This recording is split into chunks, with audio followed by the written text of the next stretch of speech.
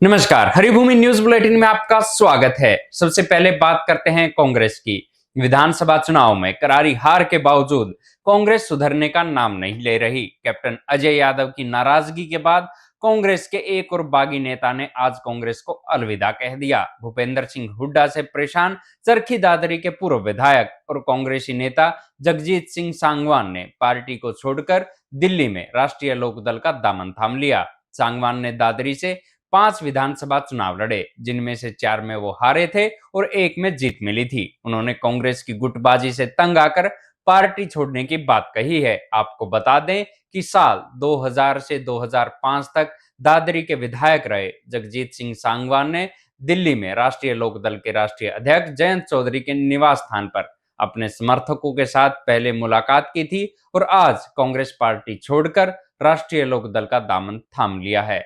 जयंत चौधरी ने उन्हें पार्टी का पटका पहनाकर पार्टी ज्वाइन करवाई। पूर्व विधायक जगजीत सिंह सांगवान का कहना है कि कांग्रेस पार्टी की गुटबाजी और आपसी कलह से तंग आकर उन्होंने पार्टी छोड़ने का निर्णय लिया है। दिल्ली में करीब 50 समर्थकों के साथ, जिनमें कई पूर्व पंचायत प्रतिनिधि भी शामिल थे, उन्होंने साफ कहा कि कांग्रेस अपनी गुटबाजी के कारण लगातार कमजोर होती जा रही है।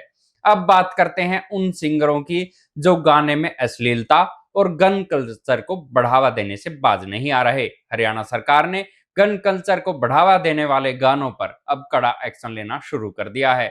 सरकार ने अब हरियाणवी रैपर डांडा न्योलीवाले का इलीगल गाना बैन कर दिया है। बताया जा रहा है कि इस गाने पर 2 मिलियन से ज्यादा व्यू थे। वहीं अमित सैनी रोहतकिया का एक और गाना बैन कर दिया गया है। हरियाणा सरकार ने प्रदेश में गन कल्चर और बदमाशी को बढ़ावा देने वाले गानों पर बैन लगाने की ठान ली है। इसमें मासूम शर्मा, अमित रोहतकिया, गजेंद्र फोगाट, अंकित बलियान, नरेंद्र भगाना जैसे कई कलाकारों के गाने बैन हुए हैं।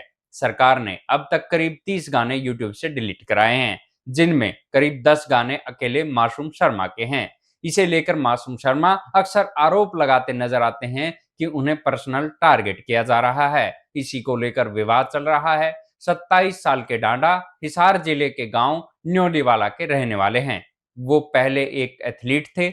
इसके बाद वो पढ़ाई करने के लिए ऑस्ट्रेलिया चले गए। वहां वो पढ़ाई के साथ गाने लिखने और रैप बनाने लगे। 2020 में उन्होंने पहली एल्बम निकाली थी। इनका इलीगल गाना 19 अक्टूबर 2024 को अपलोड किया गया था, जिसे अब तक 22,72,000 लोग देख चुके थे। सरकार ने अब इस गाने को बैन कर दिया है। अब खबर पानीपत से आ रही है, जहां एक हाई स्पीड इनोवा कार ने करीब 3 किलोमीटर की दूरी में 5 वाहनों को टक्कर मार दी। इस भीषण हादसे में 3 युवकों की मौत हो गई और 2 अन्य घायल हो गए। हादसे के बाद इनोवा कार से एक महिला उतरकर मौके से फरार हो गई। सीसीटीवी फुटेज में ये दृश्य साफ देखा जा सकता है।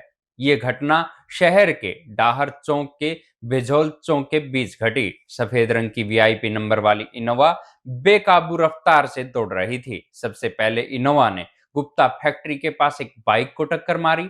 युवक की पहचान शाहपुर के गांव रहने वाले साहिल के रूप में हुई है। टक्कर इतनी जबरदस्त थी कि साहिल को मौके पर ही गंभीर चोटें आई और अस्पताल ले जाते समय उसकी मौत हो गई। अब खबर हिसार एयरपोर्ट से, जो प्रधानमंत्री के दौरे को लेकर आजकल खूब चर्चाओं में है। पीएम के दौरे को कम समय बचा है, लेकिन एयरपोर्ट में अभी भी पशु विचरते हुए नजर आते हैं। आज हिसार एयरपोर्ट का एक गेट खुला रहने पर 3 नीलगाय अंदर घुस गई। नीलगाय के एयरपोर्ट क्षेत्र में प्रवेश की घटना सीसीटीवी में भी कैद हो गई। एयरपोर्ट अथॉरिटी ऑफ इंडिया की ओर से किए गए सुरक्षा प्रबंधन में हुई चूक के बाद पुलिस से लेकर एएसआई और वन्य प्राणी विभाग हरकत में आ गया। एयरपोर्ट क्षेत्र में 3 अप्रैल 2025 से 11 अप्रैल तक 22 नीलगायें पकड़ी गई हैं। सुरक्षा में हुई चूक को लेकर पुलिस से लेकर एयरपोर्ट का स्टाफ फिर सतर्क हो गया है। इन तीनों नीलगायों को पकड़ने के लिए सैकड़ों कर्मचारी उनके पीछे दौड़े। एक एक कर 3 घंटे की कड़ी मशक्कत के बाद ये पकड़ में आई। इन्हें गाड़ी के माध्यम से एयरपोर्ट से बाहर लाया गया और पास के जंगली क्षेत्र में छोड़ा गया। आपको बता दें कि प्रधानमंत्री मोदी 14 अप्रैल को हिसार एयरपोर्ट का उद्घाटन करने आ रहे हैं, लेकिन इसके बावजूद एयरपोर्ट पर आए दिन किसी न किसी तरह का विवाद चर्चाओं का विषय बन जाता है। अब बात करते हैं पलवल की, जहां सेक्टर 28 स्थित एनी टाइम फिटनेस जिम में होडल से भाजपा विधायक हरेंद्र सिंह रामरतन के दो बेटे को पीटने का मामला प्रकाश में आया है।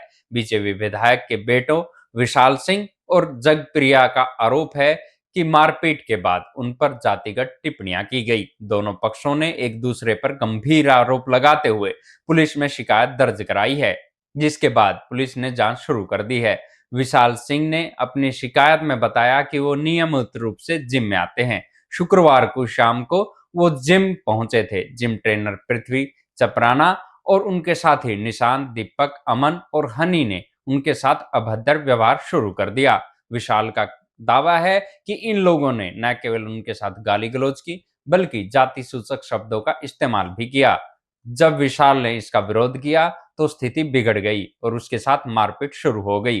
थाना मेट्रो स्टेशन के जांच अधिकारी असिस्टेंट सब इंस्पेक्टर राजकुमार ने बताया कि सूचना मिलते ही पुलिस की एक टीम मौके पर पहुंची। विधायक के बेटों और कुछ अन्य लोगों को मेडिकल जांच के लिए जिला नागरिक अस्पताल बादशाह खान ले जाया गया। प्रारंभिक जांच में पाया गया कि चोटें गंभीर नहीं थी, लेकिन दोनों पक्षों की शिकायतों के आधार पर मामला दर्ज कर लिया गया है। अगली खबर आतंकी संगठन बब्बर खालसा से जुड़ी हुई है। आतंकी संगठन बब्बर खालसा की पुलिस चौकी पर ग्रेनेड हमले की धमकी के बाद पंजाब सीमा से सटे जिलों की पुलिस चौकियों और थानों को अलर्ट मोड पर कर दिया गया है। पंजाब के साथ लगते डबवाली में पुलिस ने अलर्ट जारी किया है। आपको बता दें कि डबवाली हरियाणा, पंजाब और राजस्थान बॉर्डर पर स्थित है। सिरसा जिला का डबवाली पंजाब के बठिंडा और मलोट बॉर्डर पर स्थित है। डबवाली पुलिस के अधीक्षक सिद्धांत जैन ने बताया कि बब्बर खालसा की चौकी पर हमले की धमकी के बाद एहतियात के तौर पर सभी थानों को अलर्ट कर दिया गया है। जिला पुलिस की तरफ से पंजाब सीमा से लगते सभी थानों के एसएचओ और डीएसपी को बॉर्डर चौकियों के संपर्क में रहने के निर्देश दिए गए हैं। अंत में बात करते हैं मौसम की। मौसम विभाग ने हरियाणा के 18 जिलों में बारिश और तेज आंधी का अलर्ट जारी किया है। कुरुक्षेत्र, कैथल, जींद, रोहतक, भिवानी, चरखी दादरी, महेंद्रगढ़, रेवाड़ी और झज्जर जैसे जिलों में भारी बारिश की संभावना के चलते ऑरेंज अलर्ट जारी किया गया है। वहीं पंचकुला, अंबाला, यमुनानगर, करनाल, पानीपत, सोनीपत, हिसार, फतेहाबाद और सिरसा में हल्की बारिश और आंधी के लिए येलो अलर्ट है। कल शुक्रवार को हरियाणा के कई हिस्सों में आंधी से भारी तबाही मचाई थी। हिसार में भारतीय जनता पार्टी की एक रैली के लिए लगाया गया पंडाल तेज हवाओं के कारण टूटकर गिर गया। चरखी दादरी में भी आंधी ने कहर बरपाया, जहां राज्य के मंत्री कृष्ण लाल पंवार के एक कार्यक्रम का टेंट उखड़ गया। गुरुग्राम में स्थिति और गंभीर हो गई जब तेज हवाओं के कारण एक साइनेज बोर्ड गिर गया और उसके नीचे एक कार दब गई। इस हादसे में दो लोग गंभीर रूप से घायल हो गए।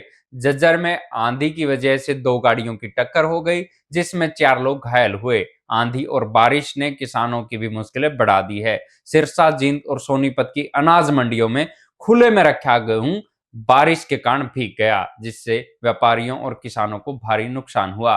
फतेहाबाद के जाखल और नगला गांव में बिजली गिरने से खेतों में खड़ी फसल में आग लग गई।